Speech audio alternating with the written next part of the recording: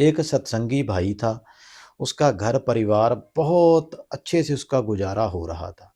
बाबा जी को बहुत मानता था, भजन सिमरन लिया हुआ था।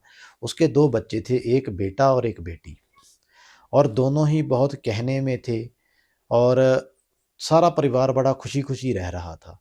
समय बीतता गया, बाबा जी से भजन सिमरन लिए हुए भी काफ़ी समय हो गया। अब भजन सिमरन पर कभी-कभी बैठना और कभी बैठना ही नहीं। तो दुख-सुख भी साथ-साथ में चलते हैं। यह जो जन्म है, यह है ही दुखों-सुखों की नगरी। यह संसार दुखों-सुखों की नगरी है। अगर दुख-सुख, पाप-पुण्य दोनों होंगे तभी यह जीवन चक्र चलेगा। अगर इनमें से कोई भी एक नहीं होगा तो यह जीवन चक्र समाप्त हो जाता है। संत महात्मा ऐसा कहते हैं। तो ऐसा समय चलता रहा, कभी सुख कभी दुख, वह लोग डेरे जाते रहे। एक बार क्या हुआ कि उनके के दोनों बच्चों में से एक बच्चा बीमार हो गया, और उस बच्चे की बीमारी का उन्होंने बहुत इलाज भी करवाया।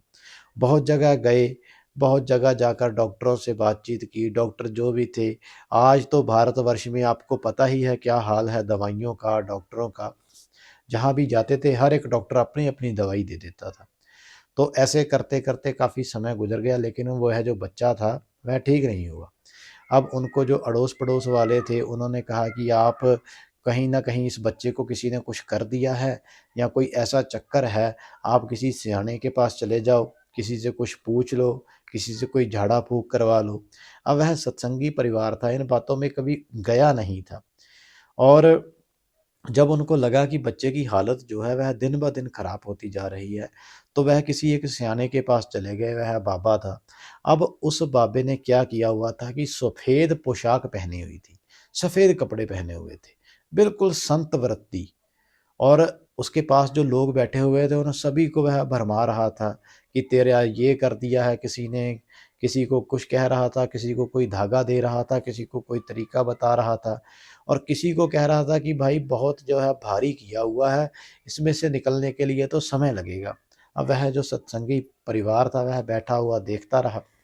तो जब देखते-देखते उनकी बारी आई, तो उनसे उन्होंने कहा कि बाबा, हमारे जो बच्चे हैं वह ठीक नहीं हैं, और दोनों बच्चे जो हैं वह बहुत सुशील हैं, कहने में हैं, लोगों को यह बात हज़म नहीं हुई, और पता नहीं किसका भला हुआ है, किसने यह कारा हमारे ऊपर किया, हमारा जो बच्चा है वह ठीक ही नहीं हो रहा। हमने बहुत दवाई करवा ली है, लेकिन आराम नहीं आ रहा। तो वह जो बाबा था, वह उसका तो काम ही यह था, वह उस बच्चे की तरफ देखकर उसकी आँखों को पकड़ के, उसकी आँखों को अच्छे तरीके से खोलकर, जैसे हम पलकें ऊपर को खींच के खोलते हैं, ऐसे पलकों को ऊपर को खींचकर थोड़ी देर रुकने के बाद आँखें बंद करके फिर उसने आँखें खोलीं, और कहने लगा कि इस बच्चे के ऊपर तो किसी ने बहुत भारी किया हुआ है, और तुम्हारा अपना ही करीबी है, तुम्हारा अपना ही रिश्तेदार है। अक्सर ऐसे लोग जो हैं ऐसी बातें करते हैं, वह अपने ही रिश्तेदारों के ऊपर शक करवाना शुरू कर देते हैं। अब वह सत्संगी परिवार था, वह बेचारा डर गया। अब उन्होंने कहा कि इसका समाधान क्या होगा? तो उन्होंने कहा कि ऐसे-ऐसे पूजा होगी, यह सामग्री ले आओ, ऐसे-ऐसे सारी पूजा होगी। अब उन्होंने सामग्री ला दी, उसने पूजा की, और पूजा करने के बाद वह अपने घर आ गए, लेकिन आराम नहीं। अब धीरे-धीरे समय बीतता गया, वह फिर गए उस बाबा के पास, उसने कहा कि कोई बात नहीं, आपको कुछ महीने इस तारीख को आना पड़ेगा। अब वह परिवार जाता रहा, लेकिन वह जो बच्चा था वह सही नहीं हो रहा था।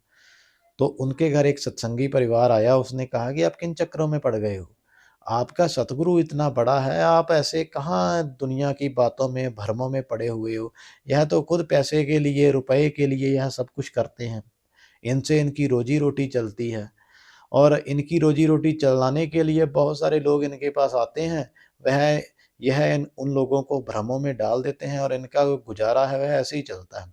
ऐसा कुछ भी नहीं है, बच्चे को किसी अच्छे डॉक्टर को दिखाओ। अभी तक आप जिन डॉक्टर्स के पास गए हो, उनको हो सकता है रोग का समझ ना आई हो, प्रॉब्लम का पता ना लगा हो। आप किसी अच्छे डॉक्टर को दिखाओ और सतगुरु के ऊपर विश्वास रखो, भजन सिमरन किया करो। जहाँ पर सतगुरु की याद में जीव बैठते हैं, बाबा जी की याद में भजन सिमरन रूहें करती हैं, वहाँ पर ऐसी कोई भी ताकत नहीं आती, इन भ्रमों से निकलो।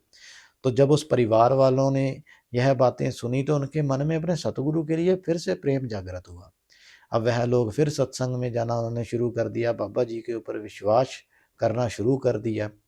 एक अच्छे डॉक्टर को दिखाया जो शहर के नामी डॉक्टर थे, तो उन्होंने मेडिसिन वगैरह दी, धीरे धीरे उस बच्चे को आराम आ गया। जब वह बच्चा बिल्कुल ठीक हो गया तो वह लोग डेरे गए। डेरे गए, बाबा जी का सत्संग सुना। बाबा जी का सत्संग सुनकर बहुत मन को तसल्ली हुई, शांति मिली और अपने ऊपर एक गिला शिकवा भी हुआ कि हम लोग पता नहीं कैसे भ्रमों में फंस गए। तो वह जो परिवार था वहाँ पर सेवा करके घर लौटा और उनका बच्चा भी बिल्कुल ठीक हो गया। तो यह जो कहानी, यह जो मैंने आपको साखी सुनाई है, यह जो मैंने आपको शुरू में वीडियो दिखाई थी और जो बाणी की तुकें मैंने बोली थी, उन बाणी की तुकों के ऊपर भी यह बात लागू है। और ऐसे बहुत सारे लोग हैं जो लोगों को भ्रमों में डालते हैं। अब इस बाणी की जो मैंने अभी आपको बाणी के शब्द, जो बाणी की लाइनें मैंने आपको सुनाई हैं, उनके बारे में विचार कर लेते हैं। बाणी में लिखा हुआ है, पढ़ पुस्तक संध्या बादंग। बहुत सारे समाज में ऐसे लोभी लोग हैं जो ग्रंथ पोथियों को पढ़ते हैं, उनकी अच्छे तरीके से संध्या लेते हैं, उनकी विचार विमर्श करते हैं, उनका अर्थ समझ आते हैं और उसके बाद वह एक दूसरे के साथ झगड़ते हैं, वाद विवाद में पड़ जाते हैं। और कुछ लोग ऐसे हैं जो आगे यह कर्म करते हैं। क्या करते हैं? सिल पूजस बगल समादंग। वह पत्थरों को पूजते हैं और सफ़ेद कपड़े, सफ़ेद पोशाक पहनते हैं और उनकी जो समाधि लगाई होती है, यानी वह जो दुनिया को दिखाते हैं कि हम उस मालिक के बहुत भक्त हैं, वह बगुले की समाधि जैसी है। इसीलिए मैंने आपको बगुले वाली वीडियो दिखाई थी। बगुला समाधि लगाकर खड़ा खड़ा होता है। जब भी उसको कोई कीड़ा, कोई ऐसा जीव जो है पानी में नजर आता है, कोई मछली नजर आती है, तो वह एक पैर पर खड़ा रहता है। देखने को वह सफेद है, लेकिन एक पैर पर खड़ा है क्या करने के लिए? घात लगाकर खड़ा है, अपना शिकार ढूंढने के लिए। और जैसे ही उसके पास शिकार आता है, वह 1 मिनट नहीं लगाता और अपना शिकार कर लेता है। तो ऐसे बहुत सारे लोग हैं जो सिल पूजस बगल समादंग जैसी यह पंक्ति है, इसको दर्शाते हैं।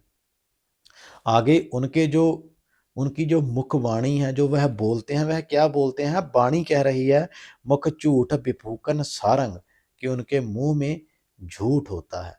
और वह जो दुनिया को तरीके बताते हैं, वह जो बातें करते हैं, उनका कोई सार नहीं होता, उनका कोई अर्थ नहीं होता। वह पुस्तकों को पढ़ते हैं, पत्थरों को पूजते हैं, दुनिया को बगुले समाधि लगाकर दिखाते हैं, उनको ठगते हैं। त्रैपाल तिहाल विचारंग, तीनों समय में वह यह काम करते हैं, यानी दिन के सुबह, शाम और दोपहर। उनकी जो वृत्ति है वह सफ़ेद पोशाक, और देखने में लगेगा कि पता नहीं कितना मालिक के नाम ले रहे हैं यह तीनों समय में, सुबह, शाम और दोपहर। त्रिपाल तिहाल विचारंग, और अपने गले में माला ले लेते हैं और अच्छे अच्छे ऐसे जो हैं रूप बना लेते हैं कि देखने वाले को लगे कि भाई ये तो जो है बहुत पहुंचा हुआ है। और मुख से झूठ बोलते हैं और बड़े सुंदर सुंदर गहने वह पहनते हैं, आकर्षण लगता है उनका, और लोगों को दिखावा करके दिखाते हैं। तो ऐसे लोगों से सावधान होना चाहिए। आगे वाणी कह रही है, गल माला तिलक लिलाटंग। अपने गले में माला लगा लेते हैं, माथे पर तिलक लगा लेते हैं, ललाट पर तिलक लगा लेते हैं और दुनिया को ठगते हैं, दुनिया को भ्रम में डालते हैं। ऐसे लोगों से सावधान होना चाहिए। दोए धोती वस्त्र कपाटन। अब यहाँ पर आता है कि वस्त्र जो हैं उनके सफ़ेद होते हैं, धोती कुर्ता पहनते हैं, सफ़ेद वस्त्र पहनते हैं और करते क्या हैं? दोए धोती वस्त्र कपाटन। उनके पहरावे पर मत जाइए, उनके मन में कपाट है, कपट है उनके मन में, और लोगों को ठगते हैं। जो जानस ब्रह्मंग कर्मंग, सब फोकट निश्चय कर्मंग। अपने आप को कहते हैं कि हम ब्रह्म अवस्था में पहुंच गए और कर्म सिद्धांत से ऊपर हो गए। तो मालिक की जो वाणी है वह कह रही है कि ऐसे सारे जो कर्म कांड है, यह सब फोकट है, इनका कोई फायदा नहीं है। कहो नानक निश्चय त्यावे।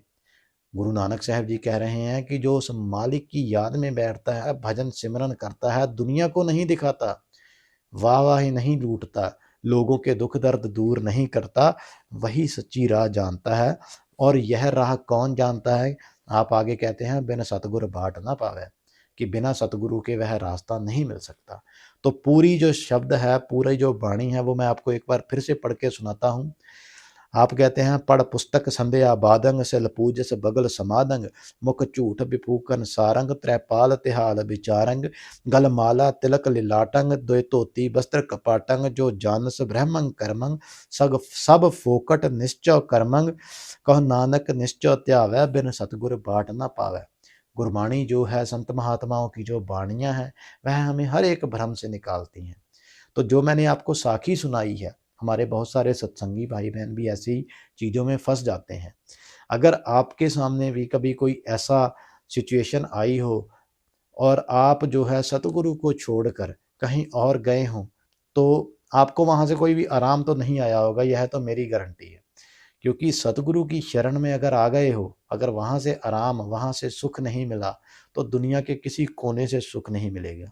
सो साखी सुनाने का भाव मेरा ये भी था कि हमें ऐसे जो हैं चक्करों में नहीं पड़ना चाहिए, भ्रमों में नहीं पड़ना चाहिए। और जो मैंने लाइनें लिखी थी बाबा जी के बारे में पिछली वीडियो में, उसको आप ज़रूर सुनिए। वह लाइनें आप अगर आप सुनोगे ना, तो आपको बहुत सारी चीज़ों का पता चलेगा कि उस मालिक की याद में जब जीवे बैठते हैं, जब रूहें उसकी याद में बैठती हैं, तो वह मालिक खुद हाज़िर नाज़िर होता है और अपनी रूहों को खुद सँभाल लेता है। अगर यह साखी, अगर यह बाणी की विचार आपको अच्छी लगी हो, वीडियो को लाइक शेयर ज़रूर कर दीजिए और एक प्यारा सा कमेंट करके ज़रूर बताइए कि आपको यह साखी कैसी लगी। मिलते हैं आपको एक नई वीडियो के साथ। सारी संगत को प्यार भरी राधा स्वामी जी।